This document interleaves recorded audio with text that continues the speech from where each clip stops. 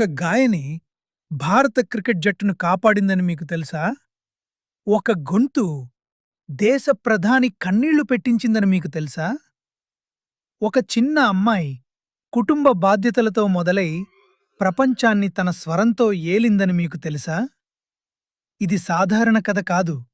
ఇది తిరస్కరణల నుంచి ప్రారంభమైన కథ. ఇది పోరాటంతో ఎదిగిన కథ. ఇది ఒక పాటతో జీవితాన్ని మార్చుకున్న కథ. సెప్టెంబర్ 28, 1929 మధ్యప్రదేశ్లోని ఇందోర్లో ఒక చిన్నారి జన్మించింది. ఆమె పేరు లతా మంగేష్కర్. ఆమె కుటుంబం అసలు గోవాలోని మంగేషీ గ్రామానికి చెందినది. సంగీతం వారి రక్తంలోనే ఉంది. లతా తండ్రి పండిత్ దీనానాథ్ మంగేష్కర్ ఒక గొప్ప శాస్త్రీయ గాయకుడు, నాటక నటుడు. తల్లి షేవంతి మంగేష్కర్ ప్రేమతో కుటుంబాన్ని చూసుకునే గృహిణి. లతా 5 పిల్లల్లో పెద్దది. ఆమె తర్వాత ఆశా భోస్లే, ఉషా, మీనా, హృదయనాథ్. చిన్నప్పటినుంచే లతాకు సంగీతమంటే ప్రాణం.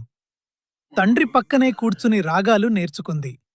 ఇతర పిల్లలు ఆటలు ఆడుతుంటే లతా మాత్రం సంగీతంలోనే మునిగిపోయేది. కాని ఆమె జీవితాన్ని మార్చేసిన సంఘటన 13 ఏళ్ల వయసులో జరిగింది. తండ్రి మరణంతో చిన్న వయసులోనే కుటుంబ బాధ్యతలన్నీ లతపై పడ్డాయి. ఆ రోజునుంచి ఆ చిన్నారి జీవితం ఒక పెద్ద పోరాటంగా మారింది. అయితే అదే పోరాటం ఆమెను ప్రపంచానికి గానకోకిలగా పరిచయం చేసింది. లతా మంగేష్కర్ జీవితంలో నిజమైన పరీక్ష చిన్న వయసులోనే మొదలైంది. కేవలం 13 ఏళ్లకే తండ్రి మరణం. కుటుంబ బాధ్యతలన్నీ ఆమె భుజాలపై పడ్డాయి. ఆమెకు ఒక్కటే మార్గం — సంగీతం. అందుకే సినిమాల్లో పాటలు పాడటం ప్రారంభించింది. కాని ఆ ప్రయాణమంత సులభం కాదు. ఆ కాలంలో గాయకుల గొంతు గంభీరంగా ఉండాలని భావించేవారు. లతా గాత్రం మాత్రం సన్నగా ఉంది అని చాలామంది తిరస్కరించారు. ఈ గాత్రం పనికిరాదు అని చెప్పినవాళ్లు కూడా ఉన్నారు. ఒక్కొక్క అవకాశం కోసం స్టూడియోల చుట్టూ తిరగాల్సి వచ్చేది. చిన్న చిన్న పాత్రలు, చిన్న పాటలు — అదే ఆమె మొదటి అడుగు. ఆమె పాడిన పాటలు మొదట్లో పెద్దగా గుర్తింపు పొందలేదు. కాని ఆమె వద్ద ఒక గొప్ప ఆయుధం ఉంది. అది ఆత్మవిశ్వాసం. రోజుకు గంటల కొద్దీ సాధన, తన గొంతును మెరుగుపరుచుకోవడం. ప్రతి తిరస్కరణను ఒక పాఠంగా తీసుకుంది. ప్రతి విజయానికి ముందు ఒక బ్రేక్ పాయింట్ ఉంటుంది. లతా మంగేష్కర్ జీవితంలో కూడా అలాంటి ఒక కీలక మలుపు వచ్చింది. ఆమె ఎన్నో తిరస్కరణలు ఎదుర్కొంది. గాత్రం సన్నగా ఉందనే అవకాశాలు ఇవ్వలేదు.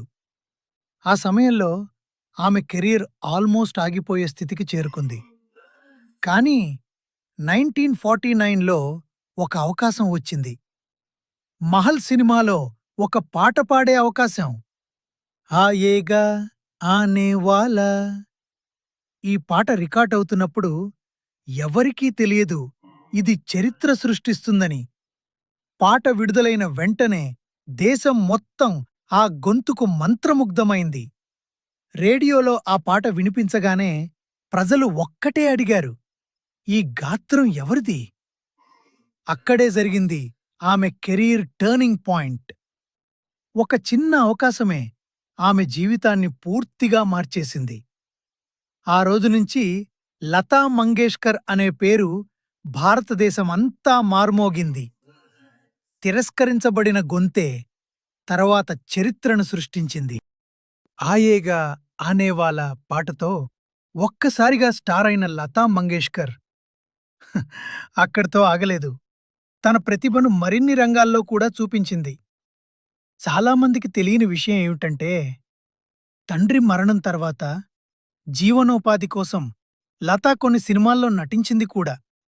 మరాఠీ మరియు హిందీ సినిమాల్లో చిన్న చిన్న పాత్రలు చేసింది. కానీ నటన ఆమెకు అంతగా నచ్చలేదు. ఆమె మనసు మాత్రం ఎప్పుడూ సంగీతంలోనే ఉండేది. ఇంకా ఆశ్చర్యపరిచే విషయం, లతా మంగేష్కర్ సంగీత దర్శకురాలిగా కూడా పనిచేసింది. ఆనంద్ ఘనశ్యామ్ అనే పేరుతో సంగీతం అందించింది.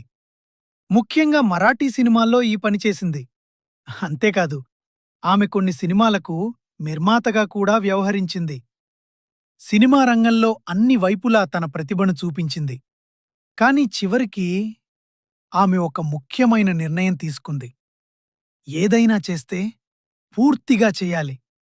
అందుకే ఆమె పూర్తిగా గానంపైనే ఫోకస్ చేసింది. ప్రపంచాన్ని తన స్వరంతో మంత్రముగ్ధం చేసిన లతా మంగేష్కర్ వ్యక్తిగత జీవితంలో మాత్రం చాలా సింపుల్గా ఉండేది. ఆమె జీవితంలో ఒక ముఖ్యమైన విషయం, ఆమె ఎప్పుడూ పెళ్లి చేసుకోలేదు. అవును, లతా మంగేష్కర్ జీవితాంతం అవివాహితగానే ఉన్నారు. చిన్న వయసులోనే కుటుంబ బాధ్యతలు తీసుకున్న ఆమె తన సోదరులు సోదరీమణుల భవిష్యత్తుకే ప్రాధాన్యమిచ్చింది. ప్రత్యేకంగా తన సోదరి ఆశా భోస్లే సహా అందరికీ అండగా నిలిచింది. సంగీతమే ఆమెకు జీవితం, అదే ఆమెకు కుటుంబం. చాలా సందర్భాల్లో ఆమె చెప్పేది, నా జీవితంలో సంగీతమే నా సహచరి. అందుకే ఆమెకు స్వంతంగా పిల్లలు కూడా లేరు. కాని కోట్లాది అభిమానులు ఆమెను తమ కుటుంబ సభ్యురాలిగా భావించారు. ఆమె జీవితం ఒక గొప్ప త్యాగం, ఒక గొప్ప అంకితభావం. పెళ్లి లేకపోయినా ఆమె ప్రేమను ప్రపంచానికి పాటల ద్వారా అందించింది. 1962 యుద్ధం తర్వాత ఆమె పాట దేశానికి ధైర్యమిచ్చింది. కాని మరోసారి ఆమె చేసిన పని చాలామందికి తెలియదు. అది భారత క్రికెట్ చరిత్రలో ఒక కీలక ఘట్టం. 1983లో క్రికెట్ వరల్డ్ కప్ 1983లో భారత జట్టు చరిత్ర సృష్టించింది. కపిల్ దేవ్ నాయకత్వంలో ఇండియా వరల్డ్ కప్ గెలిచింది. కానీ ఆశ్చర్యకరంగా అప్పట్లో board of control for cricket in India దగ్గర డబ్బులు లేవు. విజేత జట్టుకు సరైన బహుమతులు ఇవ్వడానికి కూడా పరిస్థితి లేదు. అప్పుడు ముందుకు వచ్చిందే లతా మంగేష్కర్. ఆమె ఒక భారీ చారిటీ కాన్సర్ట్ నిర్వహించింది. ఆ కాన్సర్ట్ ద్వారా వచ్చిన డబ్బుతో భారత జట్టుకు బహుమతులు ఇచ్చేలా చేసింది. అంటే ఆ సమయంలో భారత క్రికెట్ గౌరవాన్ని కాపాడింది. ఒక గాయని క్రికెట్ జట్టును కూడా నిలబెట్టింది. ఇది కేవలం సహాయం కాదు, దేశానికి ఆమె ప్రేమకు నిదర్శనం. ఎంత గొప్ప వ్యక్తి అయినా విజయంతో పాటు వివాదాలు కూడా వస్తాయి. లతా మంగేష్కర్ జీవితంలో కూడా కొన్ని కాంట్రవర్సీస్ మరియు రైవలరీస్ ఉన్నాయి. 1. రఫీతో వివాదం. 1960లలో లతా మంగేష్కర్ మరియు మొహమ్మద్ రఫీ మధ్య ఒక పెద్ద వివాదం జరిగింది. పాటలకి రాయల్టీస్, డబ్బు ఇవ్వాలా లేదా అనే విషయంలో విభేదాలు వచ్చాయి. దాంతో కొన్ని సంవత్సరాలు ఇద్దరూ కలిసి పాటలు పాడడలేదు. తర్వాత ఈ వివాదం సర్దుకుని మళ్లీ కలిసి పాడారు. 2. ఆశా భోస్లేతో పోటీ. తన సోదరి ఆశా భోస్లేతో కూడా ప్రొఫెషనల్ రైవలరీ ఉందని చాలామంది చెబుతారు. ఇద్దరూ గొప్ప గాయకులు. కానీ స్టైల్, అవకాశాలు, గుర్తింపు విషయంలో పోటీ ఉండేది. అయితే ఇది వ్యక్తిగతంగా కాదు, ప్రొఫెషనల్ పరంగా మాత్రమే. 3. ఇండస్ట్రీలో ఆధిపత్యం. కొంతమంది సంగీత దర్శకులు లతా మంగేష్కర్ చాలా డామినేట్ చేశారని విమర్శించారు. కొత్త గాయకులకు అవకాశాలు తగ్గాయని కూడా కొందరు అనుకున్నారు. కానీ ఆమె అభిమానులు మాత్రం ఆమె టాలెంట్ వల్లే ఆమె స్థానం సంపాదించిందని నమ్మారు. వివాదాలు ఉన్నా ఆమె ప్రతిభను ఎవరూ తిరస్కరించలేరు. ఆమె గాత్రం ఈ రోజుకి కోట్లాది మందిని ప్రభావితం చేస్తోంది. అందుకే లతా మంగేష్కర్ ఒక లెజెండ్. లతా మంగేష్కర్ కేవలం గాయని కాదు, భారత సంగీత చరిత్రలో ఒక యుగం.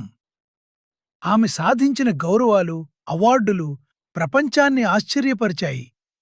అత్యున్నత గౌరవాలు: భారతరత్న, భారతదేశ అత్యున్నత పురస్కారం పద్మభూషణ్, పద్మవిభూషణ్, దాదాసాహెబ్ ఫాల్కే అవార్డ్, ఇతర ప్రధాన అవార్డులు. ఎన్నో నేషనల్ ఫిల్మ్ అవార్డ్స్, అనేక Filmfare awards, life time achievement అవార్డులు. అచీవ్‌మెంట్స్ 30,000 కంటే ఎక్కువ పాటలు, 36+ భాషల్లో గానం, 70 సంవత్సరాలకు పైగా కెరీర్. ఆమె గాత్రం తరతరాలను ప్రభావితం చేసింది. సంగీత ప్రపంచాన్ని ఏలిన లతా మంగేష్కర్ రాజకీయ రంగంలో కూడా అడుగుపెట్టింది. 1999లో ఆమెను రాజ్యసభకి నామినేట్ చేశారు. అది ఒక గొప్ప గౌరవం, ఎందుకంటే దేశానికి విశేష సేవలు చేసిన వారికే ఈ అవకాశం వస్తుంది. ఆమె 1999 నుండి 2005 వరకు రాజ్యసభ సభ్యురాలిగా పనిచేశారు. కానీ ఒక ఆసక్తికర విషయం ఉంది. లతా మంగేష్కర్ రాజకీయాల్లో యాక్టివ్గా పాల్గొనలేదు. ఆమె స్వయంగా చెప్పింది, నాకు రాజకీయాల కంటే సంగీతమే ముఖ్యము. ఆమె పార్లమెంట్ సమావేశాలకు కూడా చాలా తక్కువగా హాజరయ్యారు. కానీ ఆమె ఉద్దేశ్యం మాత్రం స్పష్టంగా ఉంది. దేశానికి సేవ చేయటం, అది సంగీతం ద్వారా అయినా లేదా మరే రూపంలో అయినా. అందుకే రాజకీయాల్లో ఉన్నప్పటికీ ఆమె అసలు గుర్తింపు మాత్రంగాన కోకిలగానే నిలిచింది. లతా మంగేష్కర్ కేవలం గొప్ప గాయని మాత్రమే కాదు, ఆమె ఒక గొప్ప మనసున్న వ్యక్తి కూడా. తన విజయాన్ని తనకే పరిమితం చేయలేదు. సమాజానికి తిరిగి ఇవ్వాలని ఆమె నమ్మింది.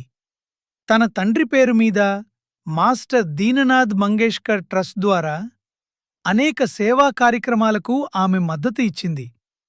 ఈ ట్రస్ట్ ద్వారా వైద్య సహాయం, విద్యా సహాయం మరియు కళాకారులకు ప్రోత్సాహం అందించారు. అనేక మంది పేదలకు, అవసరమైన వారికి సహాయం అందింది. లతా మంగేష్కర్ చాలాసార్లు నిశ్శబ్దంగా సహాయం చేసేది. ప్రచారం కోసం కాదు, నిజమైన సేవ కోసం. ఆమె జీవితం మనకు ఒక గొప్ప సందేశం ఇస్తుంది.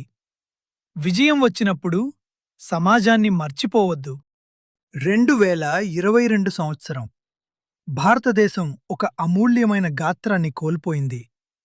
ఫిబ్రవరి 6, 2022న లతా మంగేష్కర్ గారు చివరి శ్వాస విడిచారు. ఆమె మరణానికి ప్రధాన కారణం కోవిడ్-19 సోకడం మరియు దానివల్ల వచ్చిన సమస్యలు. ఆమె జనవరి 2022లో కరోనా బారిన పడి ముంబైలోని ఆసుపత్రిలో చేరారు. కొన్ని రోజులపాటు చికిత్స తీసుకున్నప్పటికీ పరిస్థితి క్రమంగా విషమించింది. కోవిడ్-19తో పాటు న్యూమోనియా వంటి సమస్యలు కూడా తీవ్రంగా ప్రభావితం చేశాయి. 92 సంవత్సరాల వయసులో ఆమె ఈ లోకాన్ని విడిచిపోయింది. ఆమె మరణవార్త వినగానే దేశం మొత్తం దుఃఖంలో మునిగిపోయింది. ప్రభుత్వం ఆమెకు రాష్ట్ర అంత్యక్రియలు నిర్వహించింది. ఆమె శరీరం లేకపోయినా ఆమె గాత్రం ప్రతి భారతీయ హృదయంలో ఎప్పటికీ జీవిస్తుంది. లతా మంగేష్కర్ ఒక పేరు కాదు, ఒక యుగం. లతా మంగేష్కర్ గారి పాటల్లో మీకు ఏది ఎక్కువగా నచ్చింది? మీ ఫేవరెట్ సాంగ్ పేరు కామెంట్స్లో చెప్పండి. లైక్ చేయండి, సబ్స్క్రైబ్ చేయండి, కమెంట్ చేయండి. మీ సమాధానం నేను చదువుతాను.